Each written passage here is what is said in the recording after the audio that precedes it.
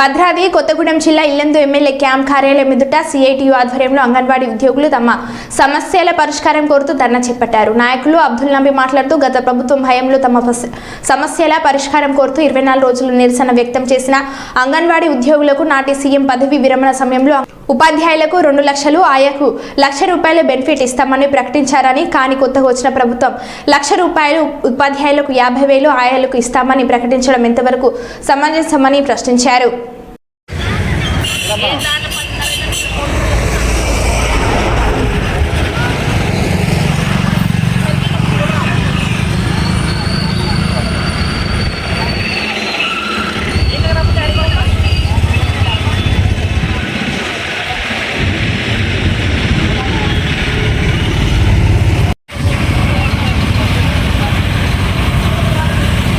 అంగన్వాడీ వేతన సమస్య, అట్లాగే వాళ్ళ రిటైర్మెంట్కు సంబంధించిన దాంట్లో గత ప్రభుత్వ కాలంలో 24 రోజుల సమ్మె చేశారు. ఆ సమ్మె ఫలితంగా అంగన్వాడీ టీచర్కు 2 లక్షలు రిటైర్మెంట్ బెనిఫిట్, ఆయాకు ₹1,00,000 బెనిఫిట్ ఇస్తూ వారికి పెన్షన్ ఇస్తామని చెప్పేసి ఆనాడు ప్రభుత్వం చెప్పింది. ఇప్పుడు వచ్చినటువంటి రేవంత్ రెడ్డి ప్రభుత్వం రిటైర్మెంట్ కోసం వాళ్ళందరికీ ఏం తెలవకుండానే రిటైర్మెంట్ ఆర్డర్స్ పంపించారు. దానికి సంబంధించి చూసినప్పుడు టీచర్కి ₹1,00,000, ఆయాకు 50,000 ప్రకటిస్తున్నటువంటి పరిస్థితి ఉంది. దానికి వ్యతిరేకంగా ఈరోజు గత 10 రోజులుగా anganwadi workers and helpers union ఆధ్వర్యంలో, సిఐటి ఆధ్వర్యంలో అన్ని జిల్లా కలెక్టరేట్ల ముందు ఆందోళన కార్యక్రమం జరుగుతుంది. ఈరోజు స్పెసిఫిక్గా అన్ని ఎమ్మెల్యేల కార్యాలయాల ముందు, క్యాంప్ ఆఫీసుల ముందు ధర్నాలు చేసి ఎమ్మెల్యేలతోని మన సీఎం గారికి, అట్లాగే గిరిజన సంక్షేమ, అట్లాగే శిశు సంక్షేమ మంత్రి సీతక్కకు, ఈ యొక్క ఐసిడిఎస్ కార్యదర్శికి లేఖలు మెయిల్ ద్వారా పెట్టించేటువంటి కార్యక్రమంలో భాగంగా ఈరోజు ధర్నా కార్యక్రమాన్ని చేపడుతున్నాం. నాటి ముఖ్యమంత్రి అధికారంలోకి రావడానికి ముందు మీకు ₹18,000 వేతనం ఇస్తామని ప్రకటించినటువంటి ఈ రేవంత్ రెడ్డి గారు దాని మీద ఊసెత్తట్లేదు. కాబట్టి ఇప్పటివరకు అనేక మంత్రులకు అంగన్వాడీ పవర్ ఏంటో తెలిసింది. కాబట్టి ఈరోజు రేవంత్ రెడ్డి గారికి కూడా ఈ సందర్భంగా హెచ్చరిక చేస్తున్నాం.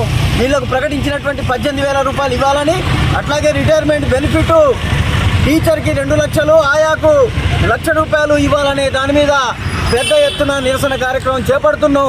రేపు చలో అసెంబ్లీకి కూడా పిలిపిస్తున్నాం. ఈ సందర్భంగా హెచ్చరిక చేయడం జరుగుతుంది. పేరు ఈసా వెంకటమ్మ, అంగన్వాడీ జిల్లా అధ్యక్షురాలని.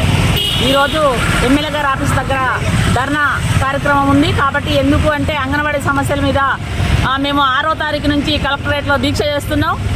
దీక్ష చేస్తే కనీసం ఈ కాంగ్రెస్ ప్రభుత్వం మా గురించి కనీసం ఎక్కడ కూడా ప్రస్తావన లేదు, మీ సమస్యలు పరిష్కరిస్తామని కూడా చెప్పడం లేదు. కాబట్టి ఈరోజు రాష్ట్ర వ్యాప్తంగా ఎమ్మెల్యే క్యాంప్ ఆఫీస్ ముందు ధర్నాలు చేపట్టడం జరిగింది. మాకు గత ప్రభుత్వంలో ఉన్నప్పుడు మేము 24 రోజులు సమ్మె చేస్తే ఈ ప్రభుత్వం, కాంగ్రెస్ ప్రభుత్వం వచ్చి మా ప్రభుత్వం వస్తే మీకు 18,000 జీతం చేస్తాం, మరి మీకు రావాల్సిన సౌకర్యాలను కల్పిస్తాం, ఈఎఫ్ పిఎఫ్ సౌకర్యం కల్పిస్తామని వాగ్దానాలు చేశారు ఫ్రెండ్ల దగ్గరకు వచ్చి. మరి ఇప్పుడు అందరం కలిసి ఓట్లేసి గెలిపిస్తే కనీసం మా అంగన్వాడీ వాళ్ళ సమస్యల కోసం అసలు ఊసే లేదు. అసలు రేవంత్ రెడ్డి గారు అసలు మాట కూడా మాట్లాడతలేదు. మరి సీతక్క ఒక గిరిజన మహిళల గురించి ఆమెకు తెలుసు. ఆమె మా శాఖకి కేటాయించినప్పుడు మేము చాలా సంతోషపడ్డాం. మరి ఇప్పుడు ఆ శాఖ మంత్రి సీతక్క అసలు మా అంగన్వాడీల గురించే పట్టించుకోవట్లేదు. కనీసం మేము సమ్మె చేసినా, ధర్నా చేసినా అసలు మా సమ్మె గురించి కానీ, ధర్నా గురించి కానీ, అసలు మీ సమస్యలు ఏంటి గురించి అని కూడా మా ప్రభుత్వం పట్టించుకోవట్లేదు. కాబట్టి ఈరోజు ఎమ్మెల్యేల దగ్గర ధర్నా చేయడం జరిగింది.